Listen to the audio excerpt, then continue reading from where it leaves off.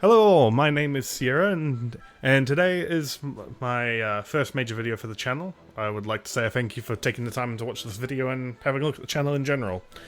For this video, we will be taking a look at the history of the recently released K9 VIDAR in War Thunder, how it compares to its real-life counterpart, and its depiction in-game, and the best way that I found to play it so far.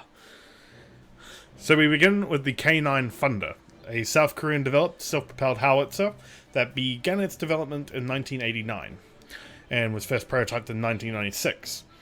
The vehicle then entered service in 1998 with the Republic of Korean Army and began its serial production in 1999.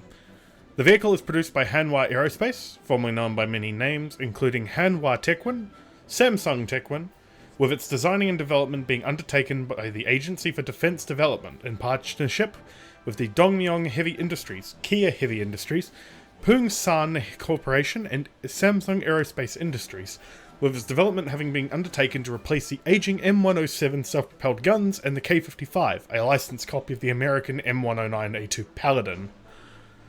However, the vehicle we will be discussing today is not South Korea's version of the K9, but the Norwegian-procured K9 VIDAR. The system differs in that it replaces the BTCS fire control system with Norway's own Odin system, which is supplemented with a laser rangefinder and an additional sight on top of the barrel, which mounts the Mino direct fire control system from Safran, which gives it better direct fire capability, along with, according to Safran, color, day and thermal imaging. The K9 VIDAR also comes equipped with a different communication system to bring it more in line with NATO standards. So now, let's move to the fun stuff. The version in-game, its armament, and its playstyle. For starters, let's get real-life versus game out of the way. I've seen many people criticize this thing since the update came out a few days ago, complaining that it has a turret that is either too slow, or weak armor, or no stabilizer.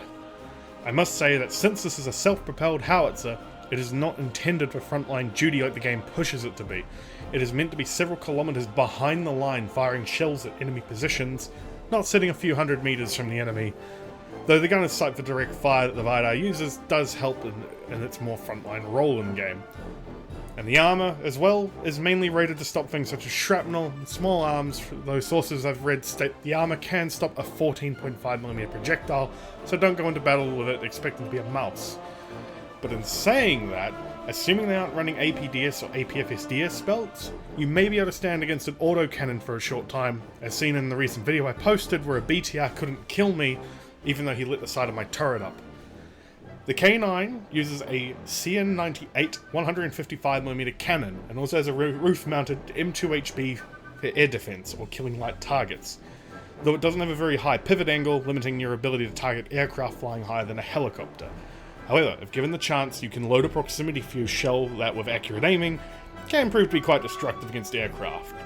The gun also features a laser rangefinder, allowing for very quick acquisition of targets, and second generation thermal optics, giving you an advantage over other tanks of the tier. And last is the turret traverse. Though I don't think much needs to be said, it's not incredible at a 7.7 degrees per second rate, which is to be expected, it being a self-propelled gun. It is surprisingly mobile for its size, however, managing to reach up to 73 km an hour both on and off-road for arcade, and 67 km an hour both on-road and off for realistic battles. So next, we move on to shells, and we have 4 different shells we can use in the game, being the M107, a classic HE shell, weighs about 43 kilograms, has an explosive mass about 6.8. Though it has a low velocity of about 563 meters per second, the shell, being quite old, is being produced in 1958. It's not quite as powerful as the other high explosive shell for the vehicle, but it can still destroy an enemy tank if you aim properly. So the next shell we're looking at now is an upgrade version of the M107. It is the proximity fuse variant. The shell is pretty much the same for the normal M107, except for the fact that it uses a proximity fuse, making it useful for dealing with low-flying enemy aircraft and helicopters, though it cannot really be used against tanks thanks to the recent update to the game. Proxy shells now detonate before they hit the tank. Second, the shell does not use TNT. It uses composition B, and as such has a higher explosive mass of about 9 kilograms, making it a fair bit more useful against enemy aircraft, though the shell still has its relatively low velocity of 590 meters per second, so you should probably be ready to lead appropriately. Third shell is the M110. It's a smoke shell, not really too much else to say about it. Can be useful for concealing friendly vehicles or firing a round into a tank closing on you to break contact. Other than that, not really worth using it if you're not going to be doing either of those. The final shell is the 155mm OEF3. This is the big boy shell for the K9 and is probably the best one for it. If you're lucky, you can also hit low-flying helicopters with it, which I've had a bit of luck from time to time.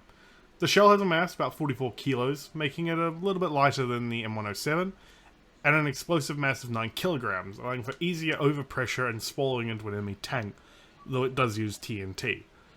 The shell also has a much higher velocity compared to the others, with a speed of about 935 meters per second, making it much easier to hit a target with. So to wrap this up, we'll talk about the vehicle, and the best way I've found to enjoy this vehicle is really to experiment. It can do well in any role if you're confident enough. Now, I personally find it at its best in the sniper's role, using a mix of your thermal optics and your rangefinder. See if you can find a position to sit with clear lines over the battlefield. Remember, you're not shooting APDS or APFSDS, you're firing HE, so make sure to use your rangefinder and aim for weak points.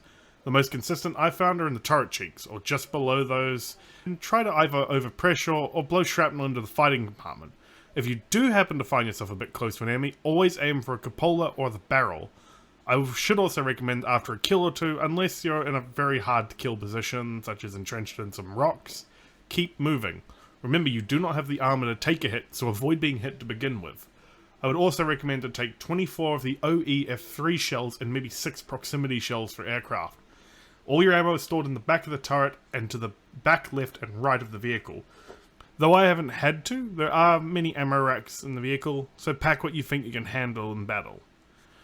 You can also have 2 extra shells loaded into a sort of ready rack behind the gun breech that allow for about 3 shots to be fired before it'll need to be reloaded.